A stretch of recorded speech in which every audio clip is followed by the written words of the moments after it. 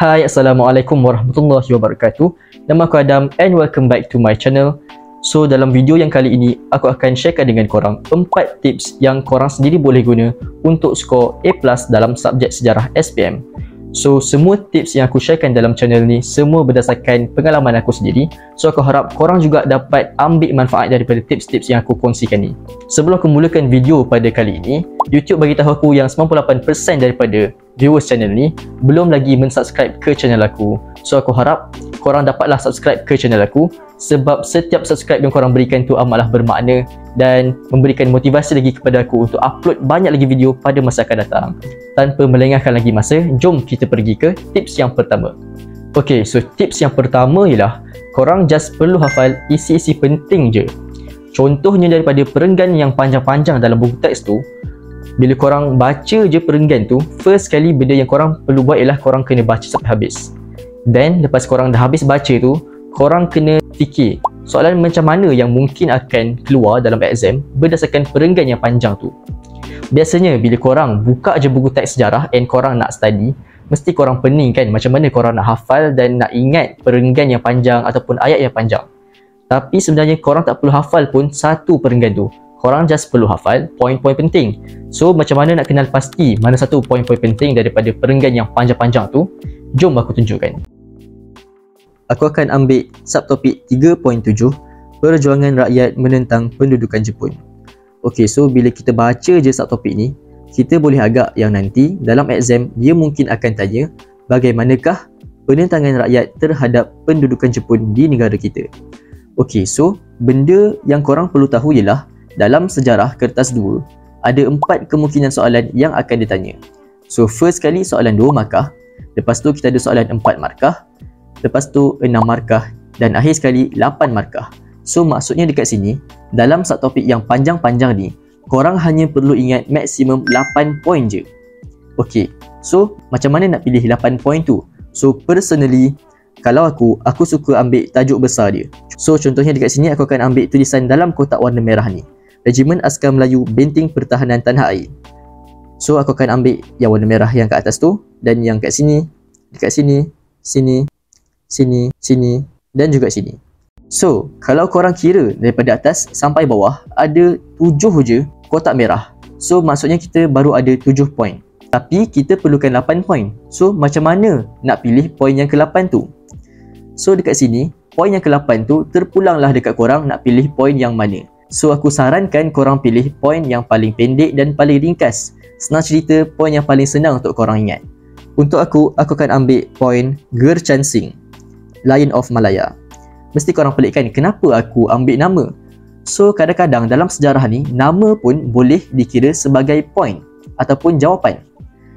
Dalam sejarah ni, kalau korang tak tahu, skema jawapan dia sangatlah luas dan sangatlah banyak. Untuk soalan 8 markah, boleh jadi skema jawapan dia sampai 40 pilihan jawapan yang possible dan diterima. So katakanlah masa hari peperiksaan, korang tak ingat pun semua cerita jalan cerita ni, tapi korang ingat nama. Contohnya korang ingat Gercansing, Lion of Malaya ataupun korang ingat Force 136. Korang just tulis je balik. Kemungkinan tinggi jawapan tu diterima. So itulah cara aku pilih poin-poin penting.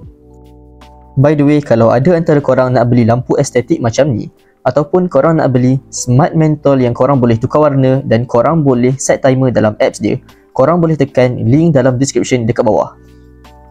So tips yang kedua pula ialah baca kuat-kuat.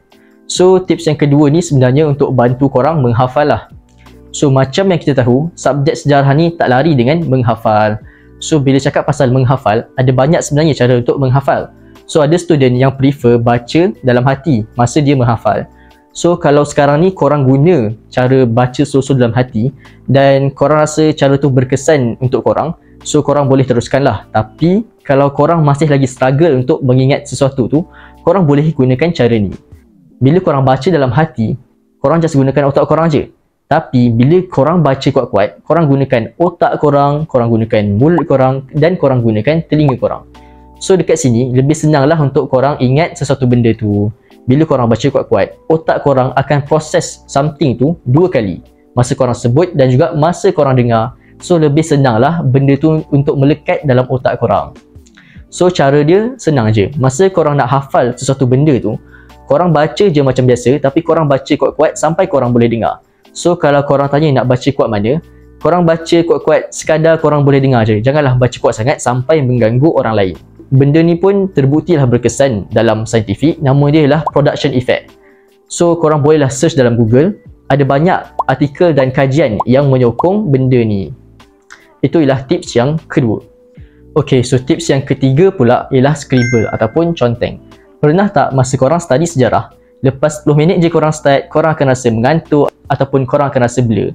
So tips yang ketiga ni dapat bantu korang elakkan rasa mengantuk dan dalam masa yang sama dapat bantu korang juga untuk nak ingat satu benda tu dengan lebih senang. So cara dia senang je. Masa korang nak menghafal sesuatu perkara tu, dalam masa yang sama tangan korang juga bergerak dan tangan korang salin balik ataupun listkan balik ataupun senang-senang scribble je apa-apa yang korang rasa penting dekat kertas A4 ataupun kertas kajang. So, dengan cara ni, korang bukan just menghafal je. Dalam masa yang sama, korang melatih muscle memori korang. Lepas habis je korang study satu subtopik tu, korang boleh rujuk balik apa yang korang scribble tadi tu dan dalam masa yang sama, korang tengok balik dan korang cuba recall balik apa yang korang dah hafal tadi tu. So, tak adalah benda yang korang hafal tadi tu just hilang macam tu je. Bila korang tengok balik hasil scribble korang ni, dalam masa yang sama korang dapat ingat balik benda tu dalam kronologi ataupun turutan yang betul. Sebab dalam sejarah ni ada banyak sangat cerita. So kunci mengingat sesuatu cerita tu ialah korang kena ingat kronologi cerita tu. So bila korang tengok balik apa yang korang dah scribble tadi, korang boleh ingat sesuatu perkara tu dengan lebih sistematik dan dengan mengikut turutan yang betul. Itu ialah tips yang ketiga.